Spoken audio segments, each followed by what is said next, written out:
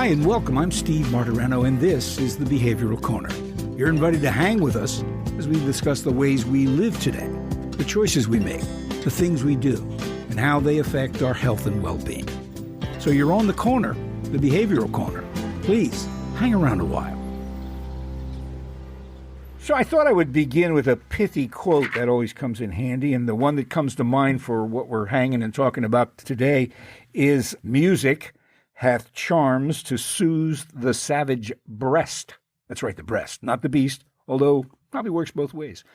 That quote couldn't possibly be more applicable right now in the history of this country. So we're going to take a look about how much truth there is in what music's effect is on us, our spiritual, our emotional well-being, by going to the experts.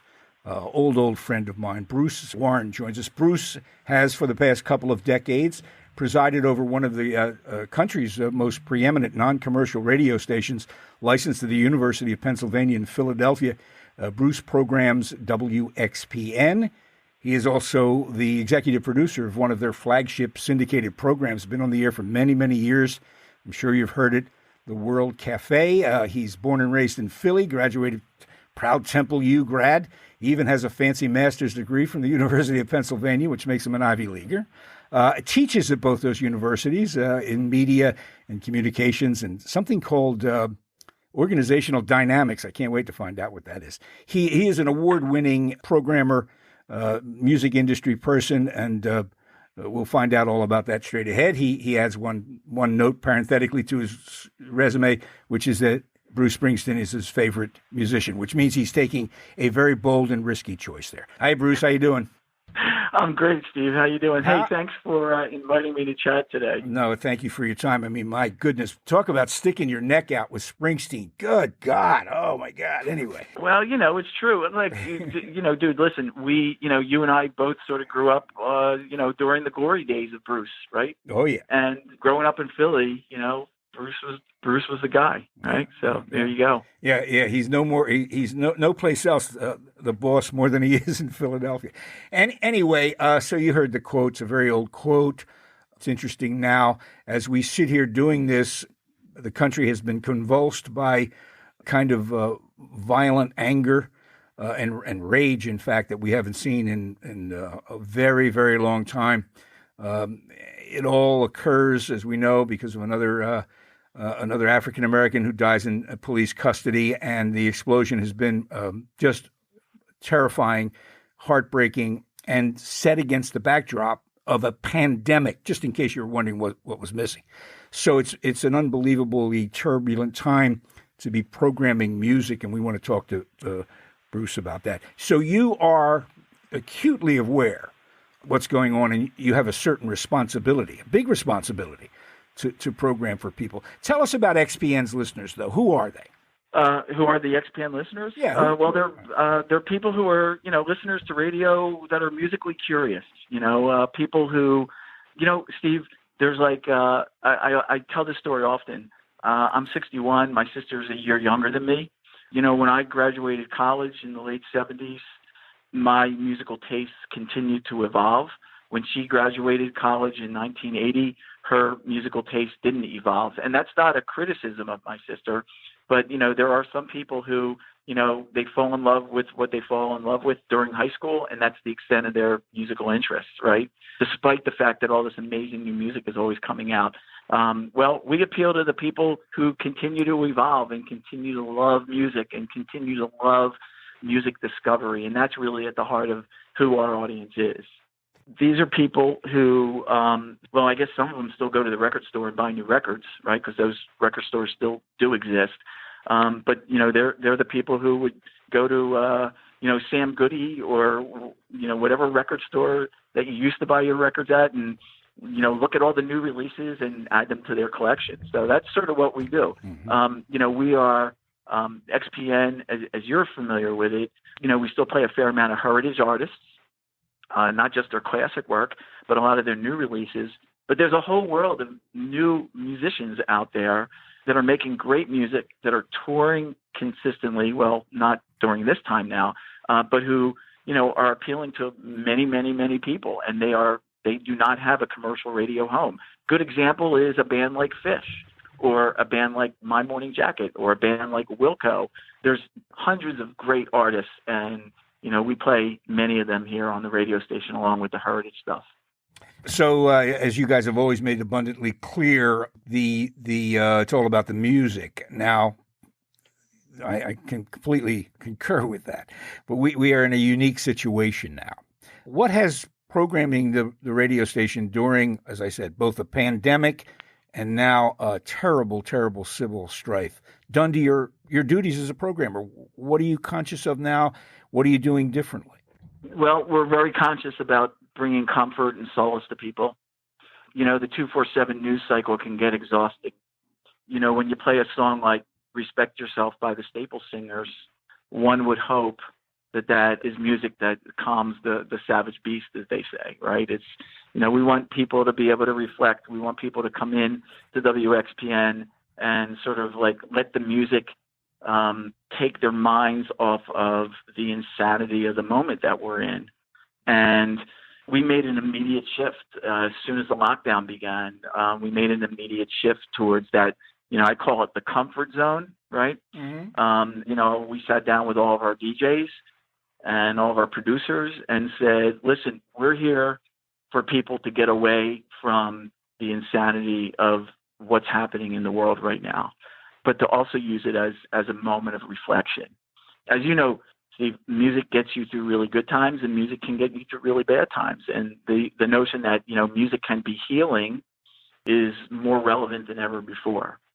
So that's how we shifted, and we continue to make that shift every day. The one amazing part about being live and local is that our DJs wake up in the morning and they take the pulse of the world, and they come in and they sort of reflect that in their musical choices. Nevertheless, very often, the last time I can remember situations like this, and you can as well, a little younger than I am, but that was during both the civil rights and the anti-war movement. The music in those days was anything but palliative. Sure, there were a lot of melodic and soft and pleasant, great music that was made during that period of time, but there was also a heavy message going on in that music. How do you see the message portion of music when we have extraordinary events that are impossible to ignore? Well, I think you don't avoid playing records like, What's Going On. As old as that album is, it's still probably as relevant today as it was when it was released back in the day. There, believe it or not, there are a lot of new artists that are making really great music whose lyrics sort of reflect sort of what's going on today. I recently made a Spotify playlist. It's called Respect, Express Yourself, and I put songs like The Times They Are Changing by Bob Dylan, but I also put it on songs like Nina Cried Power that features Mavis Staples, that's by a guy named Hosier. I think about a song by Beyonce, who collaborated with Kendrick Lamar, who's an incredible rapper, a song called Freedom from Lemonade that came out, a couple of years back. Nina Simone, these are all songs that reflect the moment that you're in, speak to race relations, speak to inequalities across the board. We play them, I think, sometimes as a sign of protest, but also as a sign of solidarity, right? Because I think, for the most part, many of us are economically challenged, right, and financially challenged. Oh yeah. So I think we can all feel a little bit of sadness, but also maybe even some optimism. One of the things we've been hearing a lot from our listeners is how older songs take on new meaning in the current climate. You may hear a song like I Wish I Knew How It Would Feel to Be Free by Nina Simone out of context of the current environment, but when you hear it in the moment, it just takes on new meaning. That's part of the healing process, The other thing is that it connects in a way through the ages that remind people that whatever the problems are today, they've been problems in the past. I'm thinking of Simone. How long ago did she do Strange Fruit? That problem is still with us. So it does connect. A lot of people can go, they play records, and there's turmoil and there's disease and everything.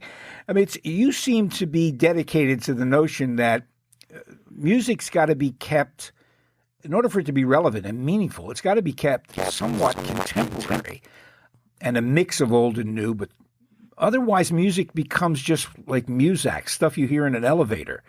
It doesn't mean anything. Yeah. It shouldn't, it shouldn't be a commodity, to your point. I think that's really right. So, when you hear a song like, I don't know if you're familiar with the song Wake Up by Arcade Fire. Arcade Fire's Wake Up was covered by John Legend and the Roots on an album they put out, I don't know, X number of years ago. It's a contemporary, take on that song. But on the same album, John Legend and the Roots also included a version of Harold Melvin and the Blue Notes' Wake Up Everybody. When you think about like personal responsibility around this is the time, right? It's so turbulent, and you could be paralyzed, right? Like, so what can I do to make a difference, right? What can I do to make a difference? Well, there's a lot of things you can do to make a difference, but you first have to recognize that you have the opportunity to do something. And when you hear a song like, "What have I done to help?" and someone sing that and put it in their words, that has a lot of personal value and a lot of personal meaning. And ideally, it will inspire you to make a difference in the world. So even if it's your own little local community. And so you're acutely aware of the responsibility you have. I mean, you're like putting together a monster mixtape for thousands of people in your hometown, and you can have a real impact on their behavior. So let me ask you, there are a lot of stakeholders in a radio station, any radio station, but there are a lot of stakeholders and a lot of constituencies that you have to serve. Right. I mean, the artists, certainly, the audience, of course, the record companies, the music business. How do you balance all those? I mean, it's funny you should mention, music shouldn't be a commodity. It's a question I have in the margins of my notes here. Is music a commodity? I know you said it isn't, but we know it is. So how do you balance those stakeholders? They don't all have the same needs, right? Artists, audiences, and the business. How do you balance all that and make it beneficial for people?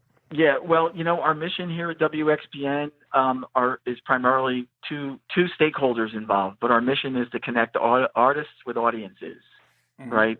Those are the only two things that matter. I don't care about the record business. I don't care about the music industry. I mean, I do. It's a business, right? We operate in the business. I'm very aware of that. But the music industry, the music business isn't really a stakeholder. Our stakeholders are the artists who make the music and the audiences that, thrive because of that. And quite honestly, it's all about the audience. It's all about, giving them what they want. Music discovery is ultimately at the heart of that. The other thing is, as WXPN is a listener-supported radio station. The bulk of our revenue comes from listeners making donations to WXPN, right? It's public radio, just like public TV. You join your local PBS affiliate. So it's really important that we do the best that we can to super serve our core listeners with the music that they want to hear, because they're the ones who give us $75 a year or $125 a year, and who really donate to the value, the value proposition is, music discovery. It'll improve their lives. And that's ultimately what we really we super focus on that here at WXPN. Bruce Warren is a program director at WXPN. As I said, that is the University of Pennsylvania's non-commercial radio station, and 20 years now at the helm of that radio station. So, Bruce, let me ask you with regard to the listener again. You seem to have a really good handle on who they are. In the 20 years you've programmed the place, take a minute and tell me how they've changed. Have they changed in what they want, or have they been pretty steady? It's been pretty steady. What's changed is the music distribution and access to music. That's what's changed pretty significantly. Look, our audience is primarily 25 to 65 years old, right? We have a fair amount of boomers who listen to the radio station, but over the last year or 2 years, we really have had a pretty significant increase in the younger audiences listening to WXPN. I think we've reflected that diversity because the music, there's so much more music available now. The traditional world of radio, where it used to be, record companies would put out a record sales would determine sometimes what gets played on radio stations. There's no record, there are record sales, but they're not in the same way that they've traditionally been. So on any given day, myself or one of my folks here who in the programming team, we could go online and we could be introduced to like 20 new records without the support of an industry, right? These are just musicians doing their thing, putting their music out there. And, trends come and go. But I think for the most part, we're looking for music that will connect, new music that will connect our audience, regardless of their age, to sort of like the heritage, traditional singers and songwriters that made music in the 60s and 70s. That's not to say, we play a heck of a lot of R&B, and we play a lot of soul music, and we play reggae, and we play folk music. So we have a much broader palette to choose from musically. So I would say some of the audience is aging out. We're bringing a whole lot of new young listeners into our station, but it's really the music that's changed the most. Yeah. I know the aging out thing can be a problem. I'm going through some of that myself. We're hanging on the corner with Bruce Warren. He's one of the preeminent radio programmers in the nation at his radio station WXPN in Philadelphia. And we're talking about how do you do that against the turmoil of the world we're living in right now with epidemics and violence in the streets and partisan politics sometimes tearing us apart.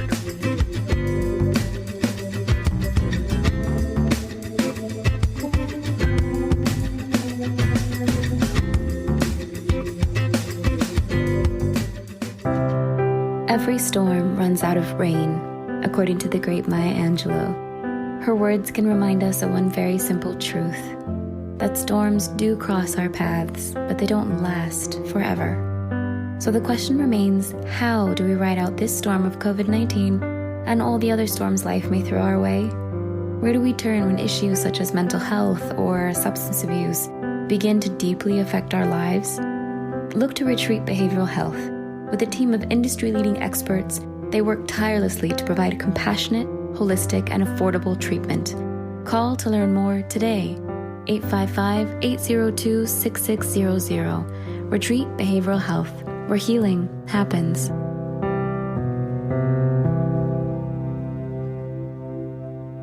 Let me ask you, Bruce. Yeah. You're not a musician, right? I used to be. Oh, really? Oh, I'm trying to no, technically no. Okay. So then when did you decide that music was so important you'd make a life of it? What was it? What was it? Well, I tell the story frequently. I was one of those kids who went to bed every night with the transistor under his pillow, right? So music was always part of my DNA from a very young age. I went through a couple of career changes. I graduated Temple, taught elementary school for a very short while, didn't like it, got into the restaurant business. Then I sort of dabbled in freelance music writing. And it was through my freelance music writing that I met a guy who was a student music director at University of Penn here, because they own WXPN. And we became friends. He was in a local band, and he asked me if I wanted to be on the radio, do a DJ shift overnight. And I was like, heck yeah, come on, I'll do that. And literally, Steve, it was like that first night I was on the air. I was a volunteer for like 2 years or so. But that first night I was on the air here, I was like, I got to figure out a way to get paid for this. and that was, many years ago. Well, I know that feeling because I've been in broadcasting 150 years now, done it, lucky to do a bunch of different things, but I began playing records. It's the same feeling. I remember they're going to pay me to do this. This is outrageous. This is just amazing. But so that's it. But Steve, let me just jump in here for a second, because I want to touch base on where you came from in on the music side of the broadcasting. I grew up in Philadelphia. I was 10 years old in 1968. My entry into quote unquote freeform FM radio was through WMMR here in Philadelphia, which was at the time, for those of your listeners who don't know this, at the time was one of the top premier freeform radio stations, right? And what that meant is completely tied to what I do right now, which is as at WMMR back in the day, NEW in New York City back in the day, it's probably, the San Francisco station back in the day. I think it was KSAN, yeah. I think it was. Yep. Those stations spoke to people who were really musically curious and had a wide, broad openness to hearing many different styles of music. So I think like what I'm doing now is totally connected to that time. The other thing is, back in the day, WMMR was, I'll go even further back, WFIL and WIBG, the great AM stations here in Philadelphia, and then MMR, WDAS in Philadelphia, were completely connected to the local community, to the end that music has an impact in the community that you're growing up in and influencing and impacting and giving to and taking from. That had a very strong influence over me as a programmer and as a guy who, works with a great team here to program a radio station that I think is really crucial to the local community. And the fact that, we can provide solace and comfort and perhaps even healing through great music to build a strong community, that is the bottom line. That's the bottom line. Well, it's cool that you've been able to take that ethic that began, a long time ago, with regard to connecting to the audience and giving them solace and sometimes direction and and building community, and keep that ethic alive. It's more, if you don't do that in the communications business, no matter what your communication business is, then you're really probably wasting everybody's time. And it's good that that's still alive at a place like XPN. Again, I'm struck by the similarities between what your mandate is now during this current moment in our country's history and what we faced a long, long time ago. To make that connection, it's lots of people think that they're in your business. Lots of people think that they're like in the music business or something. You're really not. You're in the communications business. Yeah, totally in the communications. Yeah, absolutely. Yeah. Now, see, you also do a little teaching, which I'm curious about. You teach communications at Temple, right? Yeah. You look at these young people, and the first thing you probably are aware of, I know you're aware of it, is that when they walk into the classroom, they have the capacity to be carrying with them 10,000 songs. So 10 million songs. It's in their knapsack. They've been drenched in media, drenched in it. So, what are they looking to do as communicators? That's a really good question. I think most of them want to become Instagram or TikTok stars, all kidding aside, some of them do actually. So I've been teaching at Temple now for a year, and what I'm finding is that a good chunk of the undergrads that are in my class are very serious about creating great content with some level of responsibility, producing. Journalism, believe it or not, is a very important part of many students' personal ethics. And, despite the current administration's bashing of journalists, and I think most of the students that I've come across at Temple are very optimistic about journalism and how that works in media. Yeah, good for them. The spirit, the spirit of journalism, I don't think will ever die. It's the business of journalism we're worried about. Let me ask you about TikTok, okay? Listen, I have seen TikTok. I understand the hypnotic and addictive nature to it. It can make you laugh like crazy. But the idea that someone would aspire to that, I thought, don't you just fall into the ability to do that? Do people really think they can study up and get good at that? I don't even understand. I think that's a gift. They do. I do believe that. Listen, the music industry right now, many of the folks I know who are signing bands right now are spending a good chunk of their days on TikTok looking for the next big star. I don't know whether I feel good about that, but I guess you never know where the next. I don't feel good about it at all. Yeah. Look, that goes back to sort of like the point about is music a commodity? I love social media. Okay. Everybody knows I'm a big user. I get it. I'm on it. I was there at the very beginning, but I think this, short attention span, virality, when something goes viral, you have to really understand what that means and the impact it has on people and on the community. It could be either a commodity, short term, or it could be, influential and meaningful, which is long term. And, I joke about this all the time. I don't joke about this all the time with my kids, right? I have two 20-year-old kids. One's 21, one's 23. They always, make fun of me because I'm still listening to Bruce Springsteen, who put records out in 1980 and 1979. And I keep saying to them, well, listen, I may not be around in 30 years, but I hope that the artists you guys are digging now will have the same kind of influence on popular culture that Bruce Springsteen and Jackson Browne and Joni Mitchell and Dylan and The Clash and Elvis Costello had, and Billy Joel had on my generation, and continues to have, impact. And, look, I'm a snob. I have the great pleasure of living through 6 decades of music. So I have a lot under my belt, and it's easy for me to get really cynical, but I'm not. I'm still a huge music fan. And I try to look at like the current landscape with as open mind as possible. I'm not so sure. I don't think the voice of the generation is going to come out of an Instagram account. But anyway, or it might. Who knows? What do I know? But listen. But let me interrupt you for a second. Go ahead. But there are voices of a generation now that are having impact, and I want to call out a guy named Kendrick Lamar, who was a rapper. Sure, of course. I think he's probably one of the most important artists of the last decade, having a huge impact on culture and popular culture, and having a huge impact on not just the African American communities, but on communities of color. You asked me about like what's changing a little bit, and I neglected to bring this point up. It's like, listen, we live in a really diverse world, right? And I think it's part of our responsibility at WXPN to reflect that diversity as best as we can. So again, music's changing. A lot of diverse communities of artists making great music. And I think we're able to play some of that music because of the fact that we're a non-commercial radio station. I think that gives us the ability to have more impact in our community. Well, you know what? That's primarily what we wanted to talk to you about, and that's the connection you're making with the community through music.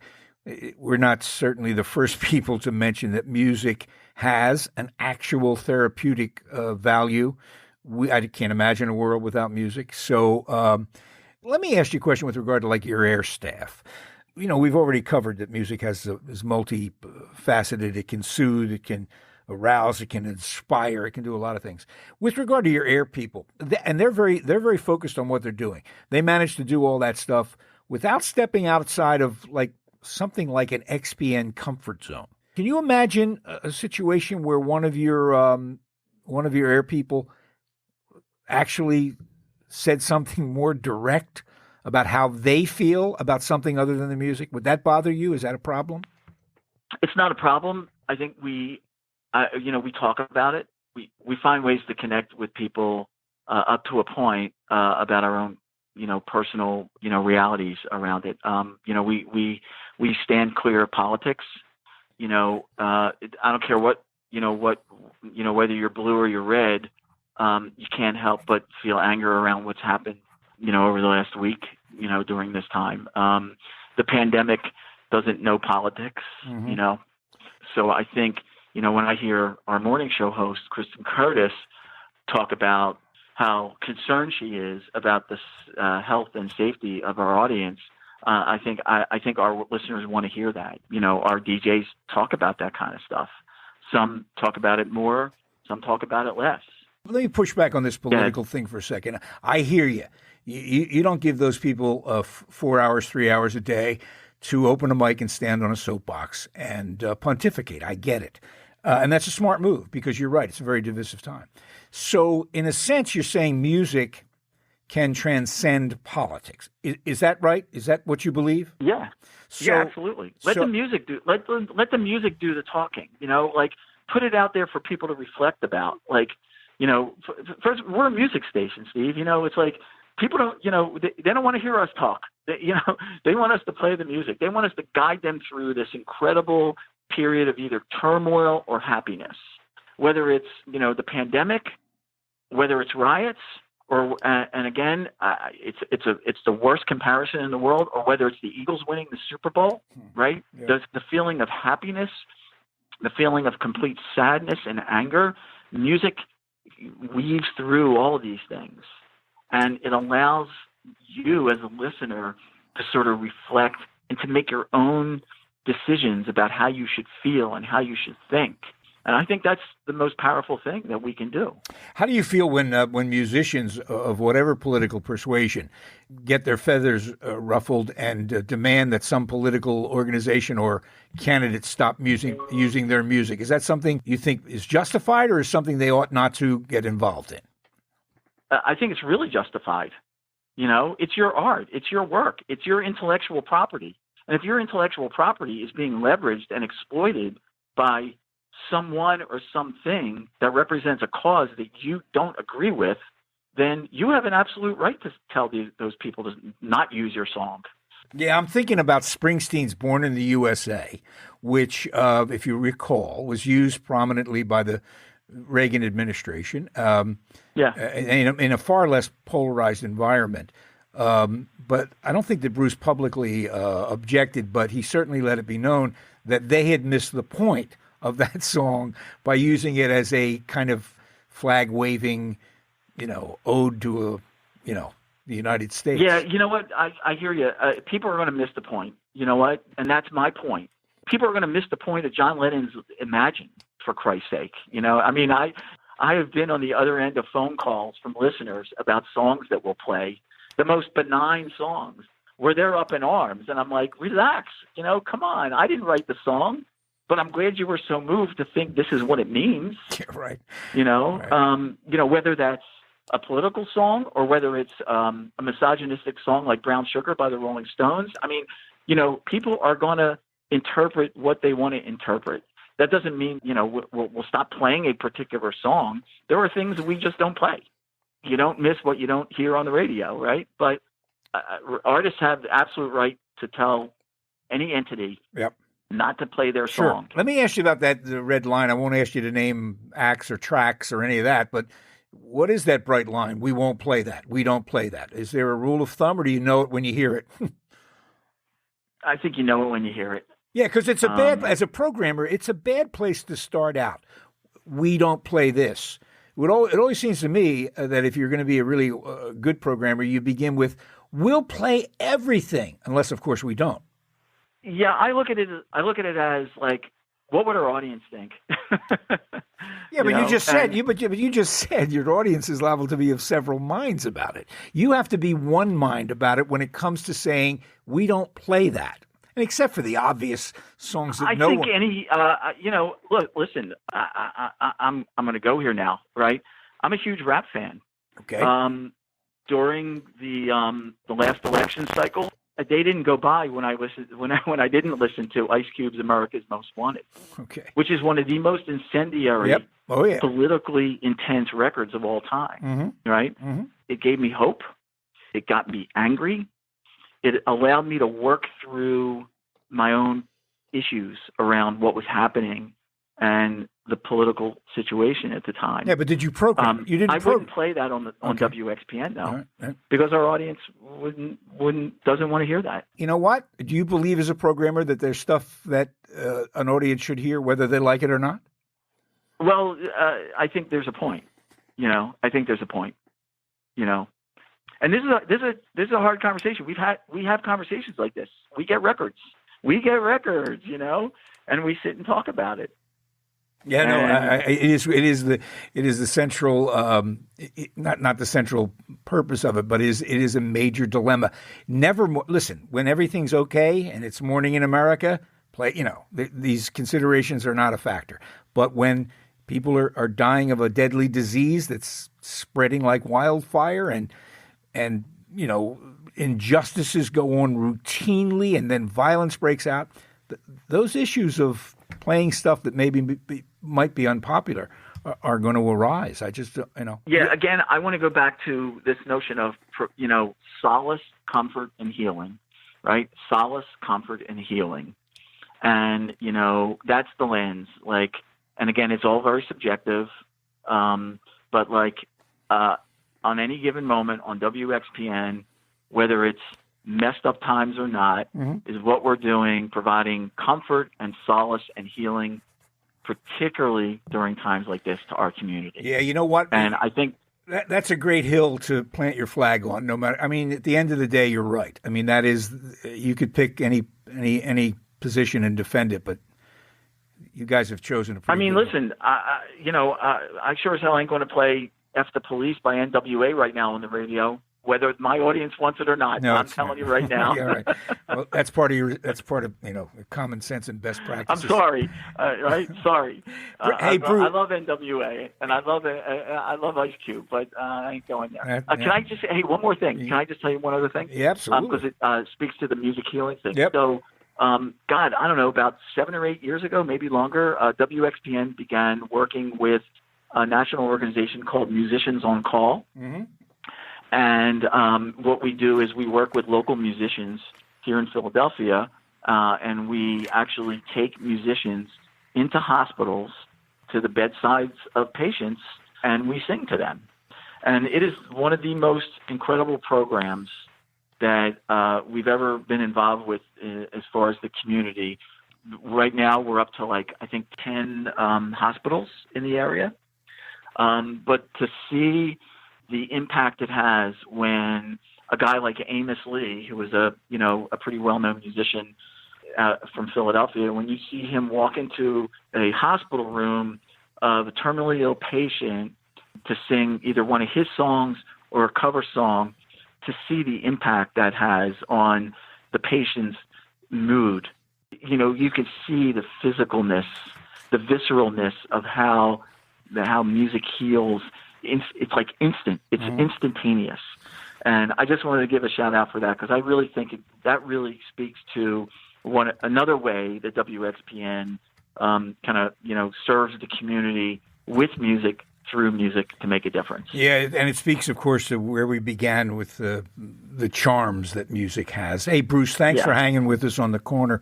We really appreciate it. And I hope you can get back to the studio pretty soon. I hear you on Saturdays. I love the show. Well, thanks a lot for having me. And by the way, I got to make sure my mom knows when this runs, because your introduction of me is like the best introduction I've ever gotten. And now she can actually, when she hears that, maybe she'll go like, "Oh, now I know what he does." Oh, well, here, yeah, exactly. I know that conversation. You know what? She should just look for us right now on the behavioralcorner.com. Well, it won't be up there yet, but it'll be there. But that's the website, behavioralcorner.com. Hey, Bruce, thanks a lot, man. Thanks, man. Appreciate it. That's it for now. And make us a habit, hanging out at the Behavioral Corner. And when we're not hanging, follow us on Facebook, Instagram, and Twitter on the Behavioral Corner.